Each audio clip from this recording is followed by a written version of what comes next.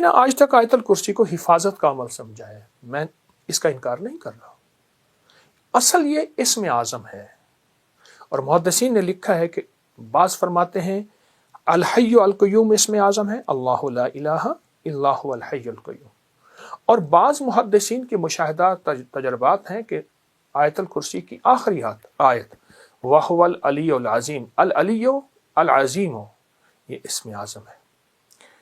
صرف 11 بار آیت الکرسی پڑھ لیجیے، جو مراد ہو، جو مشکل ہو، جو ناکامی ہو، حتیٰ کہ آپ کسی 11 مرادوں کا آپس میں تذکرہ کر لیں، تصور کر لیں، کوئی 11 مرادوں کا اللہ کے خزانوں سے منوا لیں، اس کو ذہن میں رکھ لیں، حتیٰ کہ یہاں تک کہ 11 نسلوں تک اس کی برکتیں چلتی ہیں، کیونکہ افطار کا وقت ویسے بھی قبولیت کا وقت ہے، محبوبیت کا وقت ہے، مقبولیت کا وقت ہے، اور اس کی عطا اور شفقت کا وقت ہے، تو اس کی بہت برکتیں اور اس کی بہت خیریں چلتی ہیں۔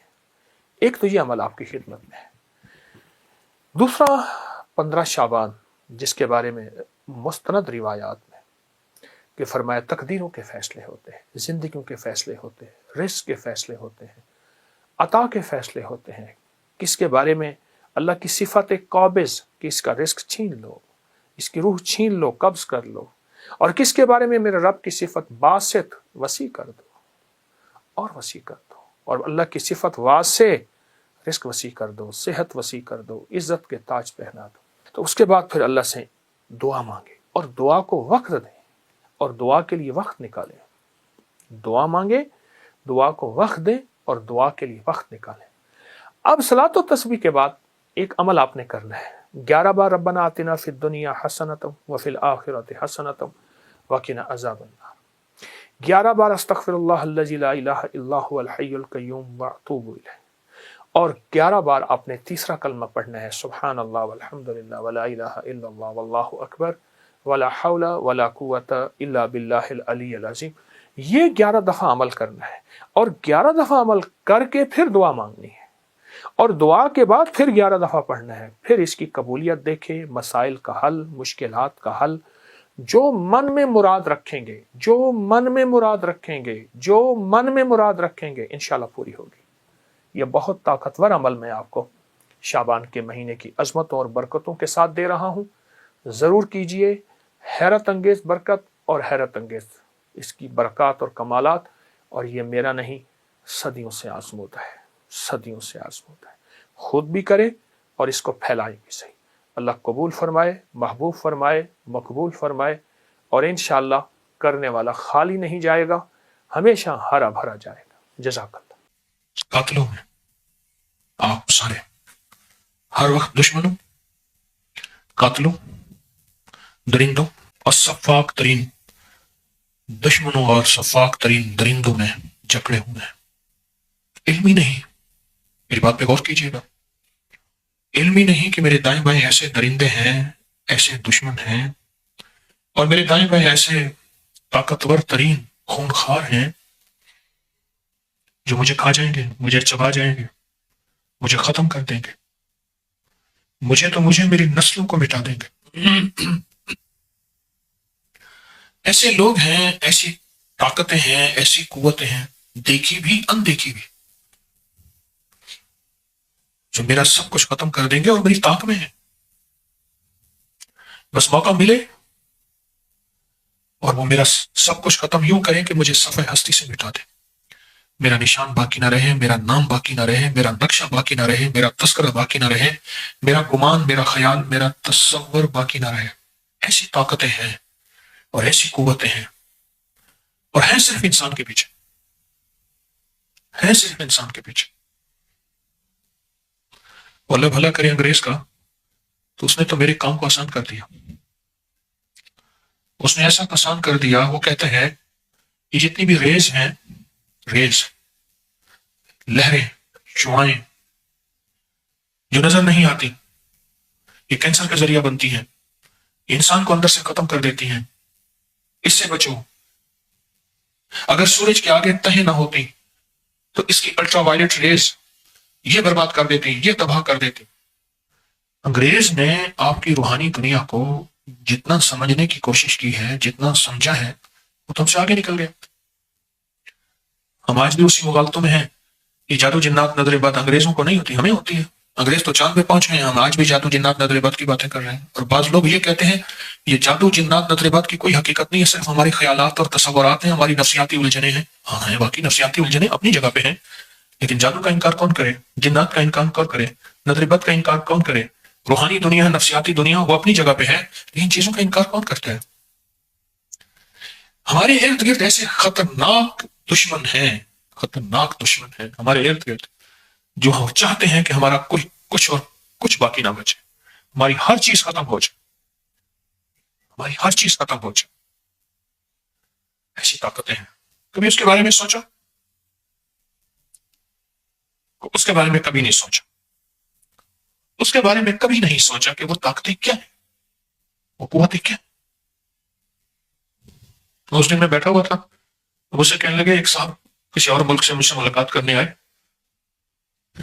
کہنے لگے جی میں ایک انگریز کے گھر کرائے پہ رہتا ہوں، میرے بچے نا مغرب کے بعد باہر نکل کے کھیل رہے تھے، سامنے گھر کے سامنے نا چھوٹا سا پارک تھا، وہاں کھیل رہے تھے امریکہ میں. تو انگریز مائی مجھ سے کہنے لگی مغرب کے بعد، اس نے لفظ مغرب میں کہہ رہا ہوں نا، اس نے کہا شام ڈھلنے کے بعد بچوں کو کیوں بھیج رہی ہیں، بہت سی بلائیں آفتیں مصیبتیں ان کو نقصان پہنچائیں گی، بلاؤ ان کو. اور میرے آقا نے فرمایا، میرے حضور نے فرمایا کہ اپنے بچوں کو شام ہونے کے بعد گلیوں اور راستوں میں نہ بھیجو، کیونکہ بلائیں آفتیں مصیبتیں، مفہوم عرض کر رہا ہوں، بلائیں آفتیں مصیبتیں اس وقت پھیل جاتی ہیں راستوں میں، راہوں میں، اور نقصان پہنچاتی ہیں. ایک صاحب کہنے لگے کہ میں نے چینکا، اور ہم کہتے ہیں چینکنے کو الحمدللہ آپ پڑھیں، اور جس کو آواز آئے وہ یرحمک اللہ کرے ایسے. تو کہا دور سے ایک انگریز نے مجھے ہاتھ کر کے ایسے کہا بلیس یو، تجھ پہ اللہ کی رحمت ہو. یرحمک اللہ وہی الفاظ تو وہی ہیں، اس نے یرحمک اللہ کا انگلش میں ترجمہ کر دیا بلیس یو، تجھ پہ اللہ کی رحمت ہو. ہم تو دن رات یہ دیکھیں کہ کتنی آفات اور بلائیں ہیں اور کتنی مصیبتیں ہیں جو ہمارا تعاقب کر رہی ہیں. اللہ نے آنکھ پہ کتنے پہرے بٹھائے ہیں فرشتوں کے، کانوں پہ کتنے پہرے بٹھائے ہیں فرشتوں کے، جسم کے ایک ایک حصے پہ کتنے پہرے بٹھائے ہیں فرشتوں کے، فرشتوں کے پہرے بٹھائے ہیں. اگر یہ پہرے ہٹ جائیں تو ہمارا تو نام و نشان نہ رہے، ہمارا تو ہر چیز کچھ بھی نہ رہے. ہم کیا ہیں؟ ہم تو کچھ بھی نہ رہے. اگر یہ پہرے ہٹ جائیں، اگر یہ چھاؤں ہٹ جائے، اگر یہ پہرے ہٹ جائیں اور یہ چھاؤں ہٹ جائے تو ہمارا تو کچھ بھی نہ رہے. اللہ پاک نے قرآن کے ذریعے، فرمان مصطفیٰ کے ذریعے یہ نظام بنایا ہے میری آپ کی حفاظت کا، کہ موت تک محفوظ، ممنون اور ہر لحاظ سے کوئی خطرے کے بغیر زندگی کے سفر کو رواں دواں کریں. ان حفاظت کے سامانوں میں ایک سامان سورت قریش ہے. ہمارا پچھلی جمعرات سے ایک سلسلہ شروع ہوا تھا، 10 صورتیں 10 راز، آخری 10 صورتیں، اور اس کا تذکرہ سورت فیل کا کیا تھا. علم تری کیف سورت کا تذکرہ ہوا تھا. اب اس جمعرات میں آج دوسری ہے، سورت قریش کا تذکرہ ہے. رحلۃ الشتاء، رحلہ کسے کہتے ہیں؟ قافلے کو. رحلہ کہتے ہیں قافلے کو. وہ قافلے جو سفر میں ہوتے ہیں اس کو کہتے ہیں راحلہ. رحلہ، قافلے، سفر. گشت و بیاباں ہر طرف. میں فلسطین کی وادی پہ کھڑا تھا، دور تا حد نظر انسانی تھا. سلیمان علیہ السلام کا مقام ہم تلاش کر رہے تھے، نظر ہی نہیں آ رہا تھا. بس ایک چھوٹی سی سڑک تھی، وہ بھی لگتا یہ تھا کہ ابھی کوئی بنی ہے. پہاڑی پہاڑ ہے، ادھر اس ملک کی سرحد ہے، اس ملک کا بارڈر ہے، ادھر وہ ملک ہے، کچھ نظر ہی نہیں آ رہا تھا. یہ قافلے ایسے ہی گزرتے تھے. میں صحرائے اعظم پہ گیا، دنیا کا سب سے بڑا صحرائے اعظم.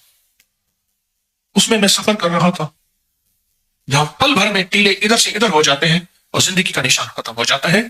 جب زندگی میں یہ قافلے ہوں. ایک دفعہ کا تذکرہ میرے ساتھ ہوا،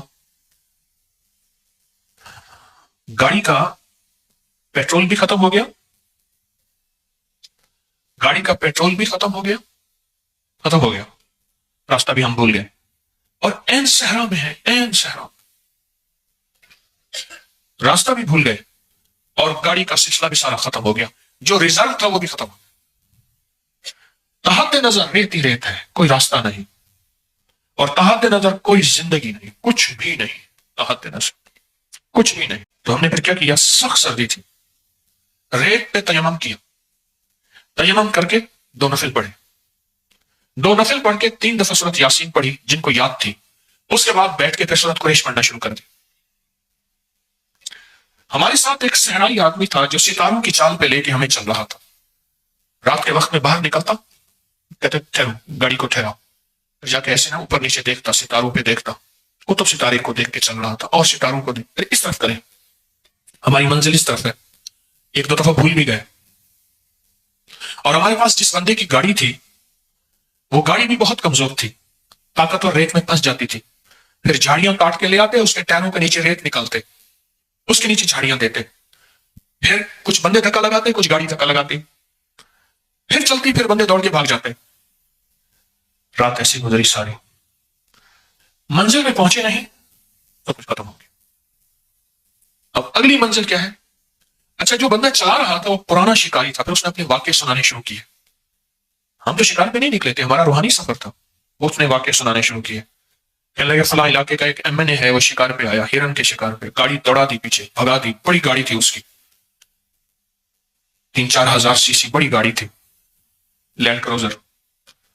گاڑی کا سب کچھ ختم ہو گیا، پیٹرول ختم ہو گیا، پھر گاڑیاں اکٹھی تھیں آپس میں، ہرن کے پیچھے جو گاڑی لگائی، ہرن پیچھے بھاگا تو گاڑیاں بچھڑ گئیں۔ پھر وہ کہنے لگے کہ انہیں ایک سراب نظر آیا، سامنے پانی ہے، دکھا نظر آیا، انہوں نے کہا پانی سامنے ہے، خود چل پڑے، اور چلتے چلتے چلتے آخر گر گئے اور مر گئے۔ 3 دن کے بعد ان کا جسم تھا جس میں گوشت نہیں تھا۔ کہنے لگے ایک دم میں آ رہا تھا شکار پہ تو مجھے دور سے ایک کپڑا نظر آیا، جھاڑیوں پہ نا وہ کپڑا ڈال دیتے ہیں، وہاں ایک ترتیب ہے کہ کپڑے کو دیکھ کے بندے آئیں۔ اونچی جھاڑی پہ مجھے کپڑا نظر آیا، میں نے کہا کوئی بندے ہیں پریشان ہیں۔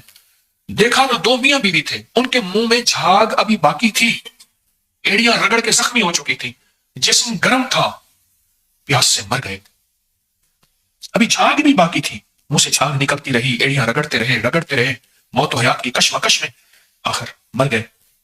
جھاگ بھی باقی تھی، جسم بھی گرم تھا، ابھی جانور نہیں پہنچے تھے، کھانے والے، نوچنے والے، گدھے اور جانور۔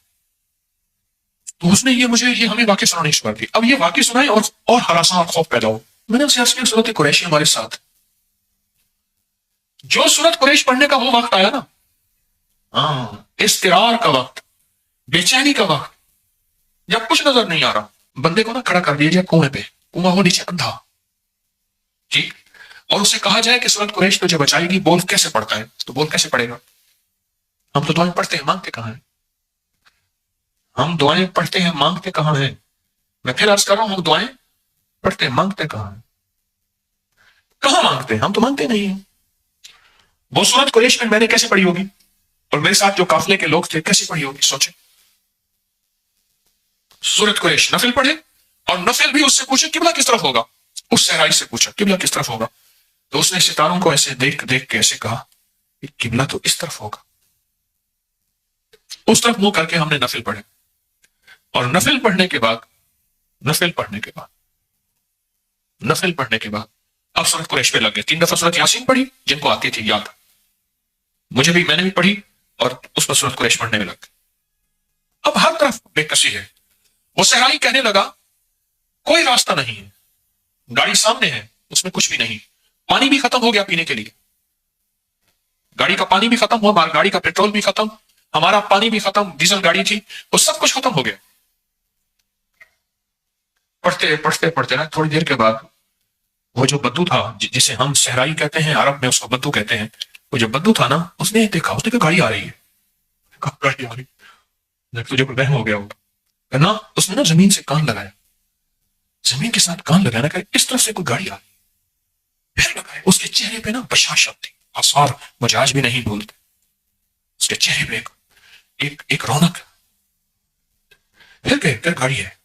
اچھا، کچھ دیر کے بعد اس کی زو ہم نے بھی آنا شروع ہو گئی، گاڑی آ گئی، اور دیکھا تو دور سے ایک ٹرک آ رہا،